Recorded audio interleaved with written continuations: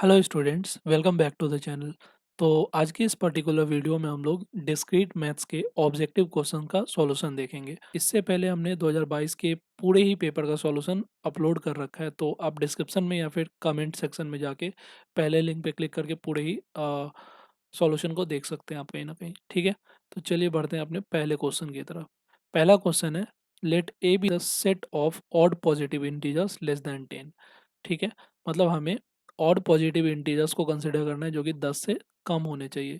Then the cardinality of A is, cardinality मतलब होता है कि सेट में कितने एलिमेंट्स है। ठीक है, तो सेट ए में क्या बोला गया, ऑड पॉजिटिव इंटीजर्स लेना है, तो 1 3 5 7 9 आ जाएंगे नहीं। तो इसका कार्डिनलिटी देखे तो कितने हैं, जितने एलिमेंट्स होते हैं उतने ही कार्डिनलिटी बोलते हैं हम। तो 5 एलिमेंट्स है तो इसके कार्डिनलिटी 5 हो जाएंगे। ठीक है, नेक्स्ट क्वेश्चन है, if m is the number of objects, that is pigeons, and n is the number of boxes, pigeonholes, then the function is both one to one and on to if। देखिए, generally pigeon whole principal क्या कहता है, जैसे अपने पास m pigeon है, ठीक है, और n होल्स है। ठीक है, तो मैं बहुत जनरल प्रोस्पेक्टिव बता रहा हूँ कि अगर अपने पास x होल्स है, मतलब जैसे मान लीजिए 7 होल्स है, ठीक है, और अपने पास 8 ऑब्जेक्ट्स है, तो कहीं ना कहीं किसी एक होल में 2 ऑब्जेक्ट होंगे, यही बोलते हैं अपना जनरल पिजन होल प्रिंसिपल। ठीक है, बट यहाँ पे क्या है, यहाँ पे ये बोला जा रहा है कि अपने पास m पिजन्स है एंड n होल्स है। ठीक है, तो ये जो फंक्शन है वो 1 to 1 एंड ऑन टू कब होगा। तो देखिए, function 1 to 1 and onto तभी होता है जब, देखिए यहाँ पे लेट से मान लीजिए आपके पास डोमेन है, यहाँ पे आपके पास रेंज है। ठीक है, तो लेट से मान लीजिए यहाँ पे 1 2 3 4 4 एलिमेंट है और इधर ए बी सी डी। ठीक है, तो 1 to 1 होने के लिए डोमेन का हर एक एलिमेंट का रेंज के एलिमेंट से मैप्ड होना जरूरी है। ठीक है, तो इस केस में हम बोलेंगे कि 1 to 1 है, मतलब डोमेन का हर एक एलिमेंट रेंज के एक ही एलिमेंट से मैप्ड होगा। ठीक है, ये तो 1 to 1 का केस हुआ। ऑन टू का क्या मतलब होता है, ऑन टू का मतलब होता है कि रेंज का कोई भी एलिमेंट छूटे नहीं। जैसे मान लीजिए अगर यहाँ पे A B C D E भी होता तो ई कहीं ना कहीं छूट जाता, तो इस केस में ये ऑन टू नहीं होता। ठीक है, बट अभी अपने पास ए बी सी डी है, तो हर एक एलिमेंट जो रेंज में है वो मैप्ड है डोमेन के एलिमेंट से। तो इस केस में हम बोल सकते हैं कि अपना फंक्शन क्या है, 1 to 1 भी है और ऑन टू है। तो ये तभी पॉसिबल हो पाएगा जब दोनों में नंबर ऑफ एलिमेंट्स सेम है। तो m is equal to n अपना आंसर हो जाएगा इसका। ठीक है, तो आई होप ये समझे होंगे आप। थर्ड क्वेश्चन है, if a cross b is equal to b cross a। ठीक है, और ये मैट्रिक्स के टर्म में लिया गया, देन अपने पास चार ऑप्शन है। तो देखिए, दो मैट्रिक्स बराबर तभी हो सकता है जब दोनों मैट्रिक्स में जो एलिमेंट होंगे वो सेम होंगे, मतलब बेसिकली जो मैट्रिक्स ए का जो एलिमेंट होगा वो सेम टू सेम बी में होगा। ठीक है, तो b should be equal to A, so right answer will be 3। और ऐसा भी बोल सकते हैं, अगर ऐसा नहीं होता तो आइडेंटिटी मैट्रिक्स होता तब भी काम चल जाता अपना। ठीक है, नेक्स्ट है, a partial order relation is transitive reflexive and what. So partial order relation जो होता है वो ट्रांजिटिव होता है, रिफ्लेक्सिव होता है एंड एंटी सिमेट्रिक होता है, याद कर सकते हैं आप। नेक्स्ट क्वेश्चन है, if B is Boolean algebra then which of the following is true. So Boolean algebra के बारे में कुछ स्टेटमेंट्स है और हमें बताना है कौन ट्रू है कौन फॉल्स है। जैसे B is finite but complemented lattice, b is finite complemented and distributive lattice। So basically option number 2 ही करेक्ट है, मतलब बी फाइनाइट होता है, कम्प्लीमेंटेड होता है एंड इसका जो लैटिस होता है वो डिस्ट्रीब्यूटिव होता है। ठीक है, नेक्स्ट क्वेश्चन पे चलते हैं, P implies Q is logically equivalent to। सो ये प्रोपोजिशनल लॉजिक का क्वेश्चन है। इसके लिए हम लोग क्या करेंगे, ट्रूथ टेबल बनाएंगे, एक एक करके जल्दी जल्दी बनाते हैं। पी लिया हमने, यहाँ पे क्यू लिया, यहाँ माइनस पी लिया, यहाँ माइनस क्यू लिया, यहाँ पे हमने P इम्प्लाइज Q बनाया जो कि अपना पहला है। सेकेंड ऑप्शन है negation of Q implies P, तो यहाँ पे ले लिया negation of Q implies P। ठीक है, उसके बाद negation of P implies Q लिया हमने, उसके बाद लिया negation of P and Q, negation of P and Q, और यहाँ पे लेट से हमने टेबल बना लिया निगेशन ऑफ P और Q। ठीक है, आई होप आप ये सब सिंबल जानते होंगे। मैं तो अभी ये बताऊंगा कि कौन सा सिंबल कैसे वर्क करता है। तो देखिए, सबसे पहले हम लोग किसी भी अरेंजमेंट में ले सकते हैं, यहाँ ट्रू ले लेते हैं, यहाँ ट्रू, यहाँ फॉल्स, यहाँ फॉल्स, यहाँ ट्रू, यहाँ फॉल्स, यहाँ ट्रू, यहाँ फॉल्स। ठीक है, इस तरीके से चार मैपिंग हुआ। देखिए, अब हम लोग निगेशन ऑफ पी लेंगे, यहाँ पे निगेशन पी है, तो इसका बस उल्टा कर देंगे, ट्रू ट्रू है तो फॉल्स फॉल्स, फॉल्स फॉल्स है तो true true. Negation of Q, तो इसका उल्टा कर देंगे, टी एफ है तो एफ टी हो जाएगा, ठीक है। नाउ पी इम्प्लाइज क्यू, एक चीज़ समझिए, समथिंग इम्प्लाइज समथिंग, ये फॉल्स एक ही केस में होता है, जब पहला ट्रू होगा दूसरा फॉल्स होगा तभी ये फॉल्स होगा, अदरवाइज हर केस में ट्रू होगा। तो देखिए पी और क्यू में पहला ट्रू और दूसरा फॉल्स कब है, इस केस में, तो सेकेंड केस में ही ये चीज़ फॉल्स होगा, अदरवाइज हर केस में ये ट्रू होगा, ठीक है। तो आई होप आपने इम्प्लीकेशन का वो समझा होगा, मतलब कैसे इम्प्लीमेशन काम करता है, पहला ट्रू दूसरा फॉल्स होगा तो ये फॉल्स होगा, अदरवाइज हर केस में ये ट्रू होगा, ठीक है। तो पी इम्प्लाइज क्यू का जो ट्रूथ टेबल आता है TFTT आया, है ना। तो अब हमें मिलाना है कि इन चारों में से किसका ट्रूथ टेबल TFTT के इक्वल आता है, ठीक है। तो एक एक करके देखिए, negation of Q implies P, negation of Q यहाँ है, ये इम्प्लाई कर रहा है पी को। तो देखिए negation of P, sorry negation of Q implies P, तो ये फॉल्स कब होगा, जब पहला ट्रू और दूसरा फॉल्स होगा, तो पहला ट्रू दूसरा फॉल्स चौथे केस में, तो फॉल्स यहाँ पे होगा, अदरवाइज तीनों केस में ये ट्रू हो जाएगा, ठीक है। तो क्या ये दोनों मैच कर रहा है, नहीं कर रहा, तो ये ऑप्शन नहीं होगा, तो ये काट दीजिए आप। सेकेंड है negation of P implies Q, negation of P implies Q ये वाला, तो ये फॉल्स कब होगा, ट्रू फॉल्स, फोर्थ केस में फॉल्स होगा, अदरवाइज सारे में ट्रू होगा, तो ये भी नहीं मैच कर रहा, तो ये भी ऑप्शन कट जाएगा। ऑप्शन सी पे आते हैं, negation of P and Q, तो निगेशन ऑफ पी यहाँ है, क्यू, इन दोनों में एंड लेना है, तो एंड कब ट्रू होता है, जब दोनों ही ट्रू होगा तभी ट्रू होगा, अदरवाइज सब केस में फॉल्स होता है, ठीक है। सो ये हो गया। तो क्या ये और ये मैच कर रहा है, I don't think so. So obviously option number D ही सही आंसर है इसका। एक बार इसको भी देख लेते हैं, निगेशन ऑफ पी और क्यू, निगेशन ऑफ पी और क्यू, तो इन दोनों का और लेना है, तो और में क्या होता है, और में खाली फॉल्स फॉल्स वाले में ट्रू होता, सॉरी फॉल्स फॉल्स वाले में फॉल्स होता है, अदरवाइज ट्रू होता है, तो सेकेंड केस में फॉल्स हो जाएगा, अदरवाइज तीनों में ट्रू होगा, तो TFTT आंसर है, ठीक है। और यहाँ भी TFTT है, तो ऑप्शन नंबर डी अपना करेक्ट हो गया। आई होप आपने समझा होगा। नेक्स्ट है, एफ एक्स का वैल्यू दिया हुआ है कॉस एक्स, एफ एक्स का वैल्यू है कॉस एक्स, है ना, एंड जी एक्स का वैल्यू है एक्स क्यूब, ठीक है। तो फॉग ऑफ एक्स हमें बताना है, फॉग ऑफ एक्स का मतलब है F of G of X, यही बताना है ना। तो देखिए आपको कुछ नहीं करना है, सबसे पहले एफ ऑफ एक्स में क्या है, कॉस एक्स है ना, ठीक है, एफ ऑफ एक्स में कॉस एक्स है। अब यहाँ पे कुछ नहीं करना था, एफ ऑफ जी एक्स ले लेना था, तो कॉस ऑफ जी एक्स ले लेते हैं हम लोग, है ना। तो जी एक्स क्या, G x nothing but x cube है, तो कॉस ऑफ एक्स क्यूब अपना आंसर हो जाएगा, तो ऑप्शन नंबर डी करेक्ट है अपना, है ना। Next question, the number of distinguishable permutation of the letters in the word banana are, मतलब कि हमें वैसे कॉम्बिनेशन को ढूंढना है जिसमें कोई रिपीटेशन नहीं हो रहा हो, ठीक है, बनाना में। तो बनाना को देखिए, BANANA, ठीक है, इसमें हमें विदाउट रिपीटेशन कितने वर्ड बनेंगे ये बताना है, ठीक है। या फिर डिस्टिंग्विशेबल मतलब सारे अलग अलग वर्ड कितने बनेंगे ये बताना है, ठीक है। तो सबसे पहले ऊपर में हम लोग जितना भी नंबर ऑफ लेटर्स होगा उसका परम्यूटेशन लेंगे, तो कितना है, 1 2 3 4 5 6, 6 फैक्टोरियल, और नीचे में क्या करना है, जितना रिपीटेशन हो रहा है उतना फैक्टोरियल से डिवाइड लगाएंगे। जैसे देखिए ए 3 बार रिपीट कर रहा है तो 3 फैक्टोरियल, सिमिलरली एन 2 बार कर रहा है तो 2 फैक्टोरियल, बाकी बी तो एक ही बार है तो डिवाइड लगा सकते हैं 1 फैक्टोरियल से, क्या ही फ़र्क पड़ता है, कोई फ़र्क नहीं पड़ता है। 6 फैक्टोरियल को 6 × 5 × 4 × 3 फैक्टोरियल लिखा जा सकता है, बाकी 3 फैक्टोरियल यहाँ पे into 2 factorial into 1 factorial, 3 factorial से 3 फैक्टोरियल कटा, 2 फैक्टोरियल से 2 टाइम्स में ये कटा, 1 फैक्टोरियल तो 1 ही है, तो 6 5 × 30 2 60 आंसर हो जाएगा इसका, ठीक है। नाउ अपना नेक्स्ट क्वेश्चन है, विच of the following pair is not a congruent modulo of 7। तो बेसिकली देखिए कॉन्ग्रुएंट मॉडुलो में दो तरीके से आप निकाल सकते हैं, दोनों नंबर को इस 7 से भाग देंगे आप, ठीक है। और अगर सेम रिमाइंडर बच गया इसका मतलब वो कॉन्ग्रुएंट मॉडुलो है, सेम रिमाइंडर नहीं बचा तो कॉन्ग्रुएंट मॉडुलो नहीं है, एक तो तरीका ये है, ठीक है। दूसरा तरीका है, दोनों नंबर को घटा लो, किसी में से किसी को घटा लो, ठीक है। और सब्ट्रैक्ट करने पे अगर जो नंबर सब्ट्रैक्ट करके आया उसको ये वाले नंबर से डिवाइड करोगे और वो पूरा पूरा कट जाए तो कॉन्ग्रुएंट मॉडुलो है, अदरवाइज नहीं है। तो 10 24 को अगर हम घटाए तो आया 14, 7 से भाग लगाए 2 बार में कट गया, तो ये कॉन्ग्रुएंट मॉडुलो है, बट अपने को नहीं वाला ढूंढना है। तो 25 56, तो 25 माइनस 56 कितना हो जाएगा, आई थिंक -31 हो जाएगा। 7 से भाग लगाओगे तो लगेगा क्या, कंप्लीटली भाग नहीं लगेगा, तो ऑप्शन नंबर 2 करेक्ट हो जाएगा आपका। नाउ थर्ड को भी देख लेते हैं, -31 माइनस माइनस 15, ठीक है। तो -31 + 15 तो ये हो गया -16/7, तो ये भी नॉट डिविजिबल है, तो ये भी अपना आंसर हो जाएगा। एक्चुअली यहाँ पे ना ऑप्शंस कुछ तो मिसप्रिंटिंग हो रखी है, तो इसीलिए आंसर ये भी करेक्ट है।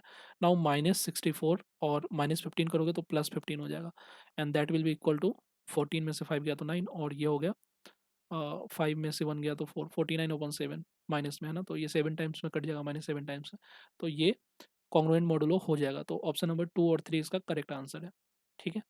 नाउ नेक्स्ट क्वेश्चन है, late n be this set 1 2 3 and so on be ordered by divisibility, which of the following subset is totally ordered। तो इनमें से कौन सा सबसेट टोटली ऑर्डर्ड है?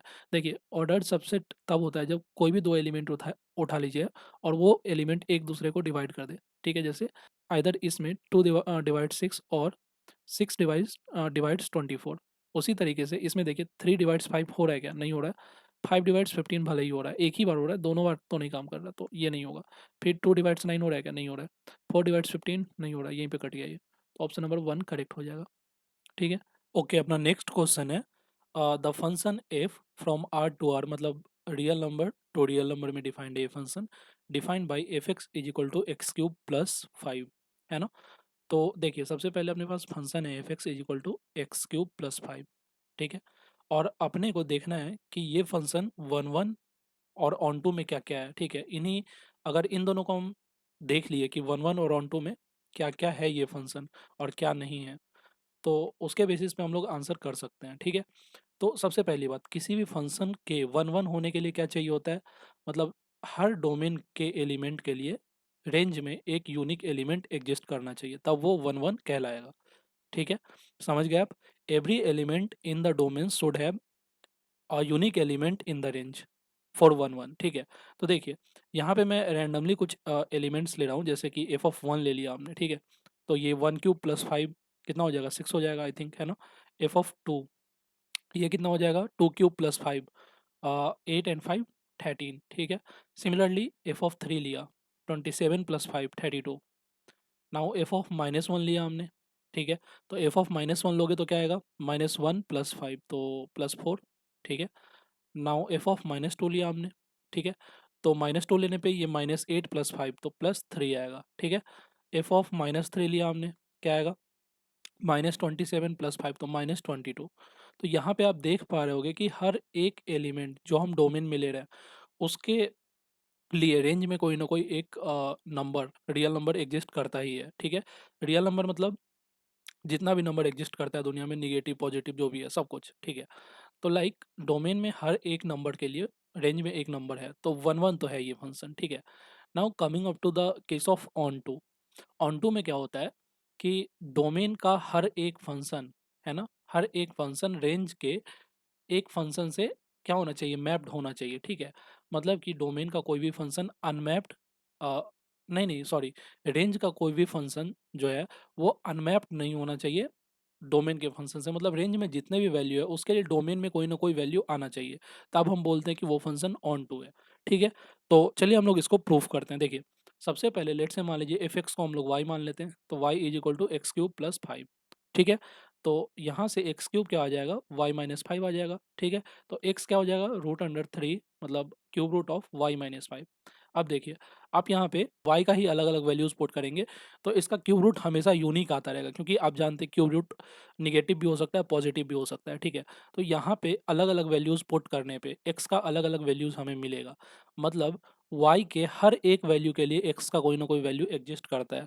इसका मतलब ये फंक्शन बोथ 1 1 है और ऑन टू है। ठीक है। तो ऑप्शन नंबर 3 करेक्ट हो जाएगा। ठीक है। नेक्स्ट है, consider the following relation on a set A and that is 1 2 3 4। ठीक है, अपने पास सेट ए दे रखा है 1 2 3 4 का।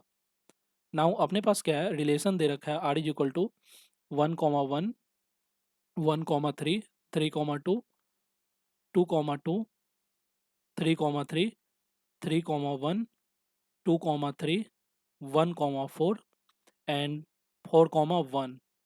ठीक है। तो ये सारे कहीं ना कहीं एलिमेंट्स अपने पास दे रखे हैं।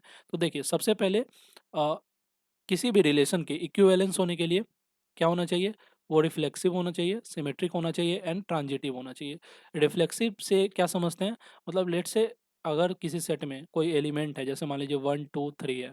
ठीक है, तो 1 1 2 2 एंड 3 3 एग्जिस्ट करना चाहिए। तो क्या इसमें एग्जिस्ट कर रहा है? 1 2 3 4 है, तो 1 1 एग्जिस्ट कर रहा है, 2 2 भी कर रहा है, 3 3 भी कर रहा है, बट 4 4 नहीं कर रहा है, तो ये रिफ्लेक्सिव नहीं है। Now coming to the case of symmetric.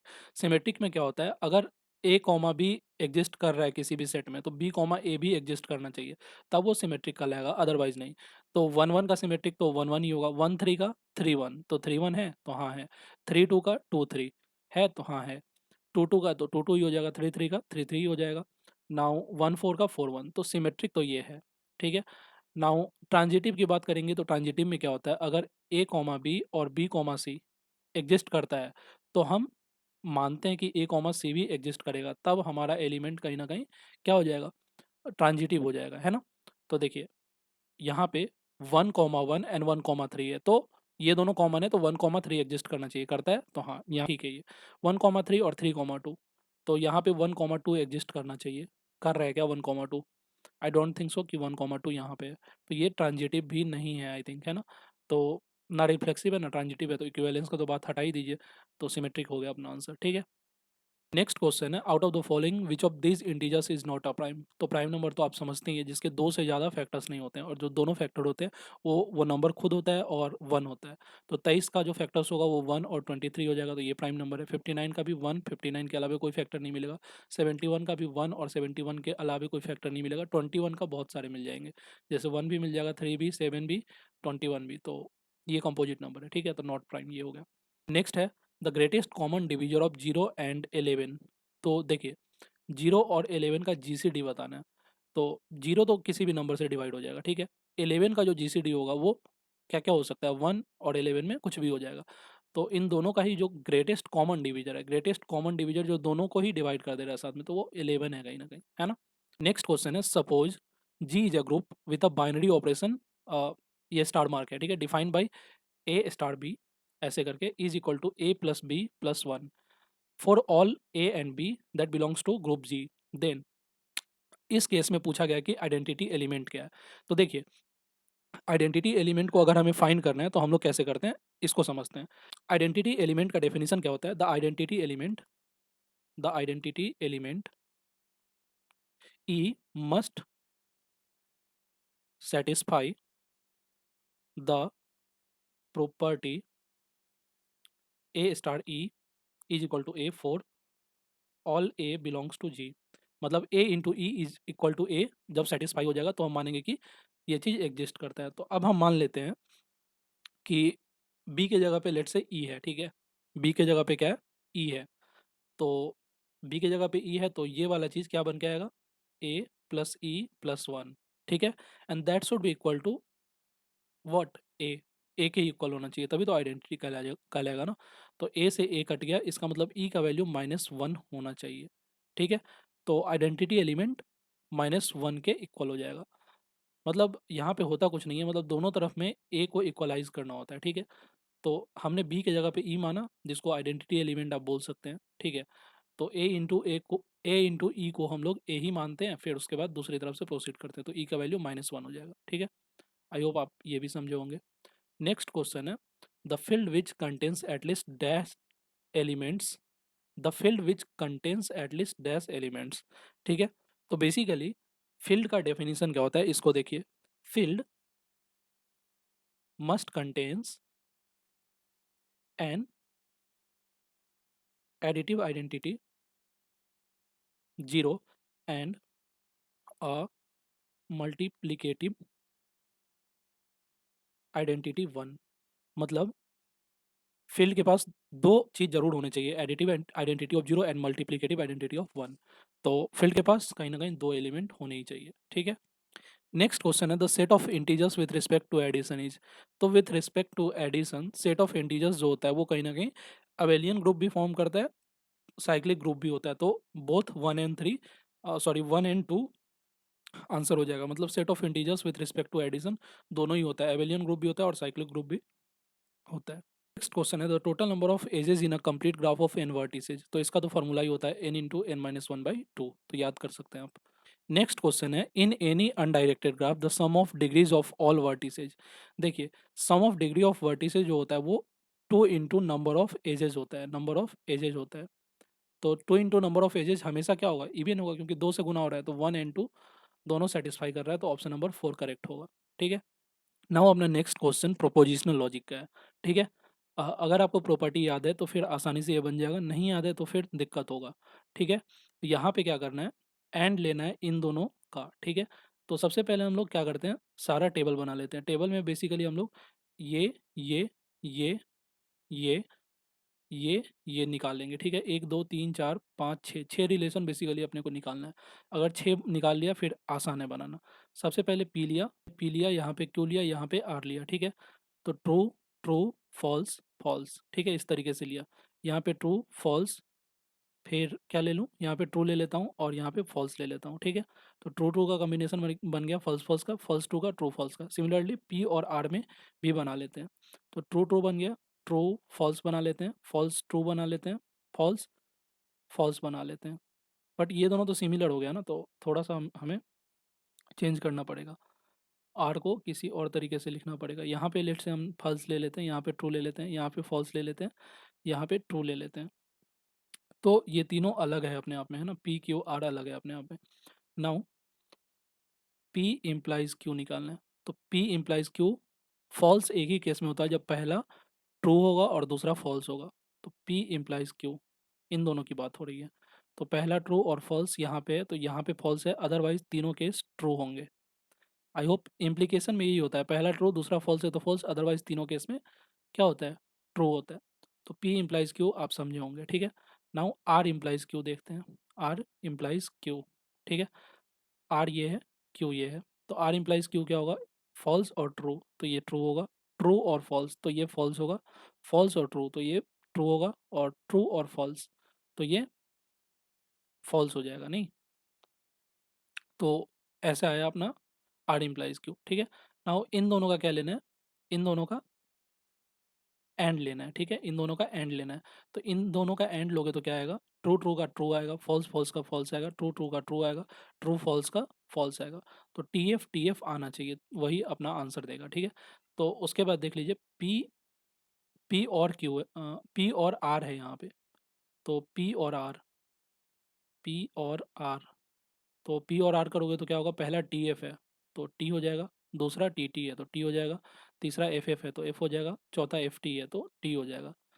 तो ये है। नाउ इसका आर के साथ, सॉरी इसका क्यू के साथ इम्प्लीकेशन लेना है। तो क्यू ले लेते हैं यहाँ पे। क्यू में क्या है, एफ टी एफ, है ना, यहाँ से लिया क्यू, ठीक है। तो इम्प्लीकेशन, तो यहाँ पे ट्रू होगा, यहाँ पे ट्रू फॉल्स फॉल्स हो जाएगा, बाकी यहाँ ट्रू हो जाएगा, यहाँ पे फॉल्स हो जाएगा। तो टी एफ मिल जा रहा है, मतलब ऑप्शन 1 करेक्ट है, ठीक है। तो आई होप आपको सारा ही ऑब्जेक्टिव क्वेश्चन का सॉल्यूशन समझ में आया होगा। Thank you for watching this video.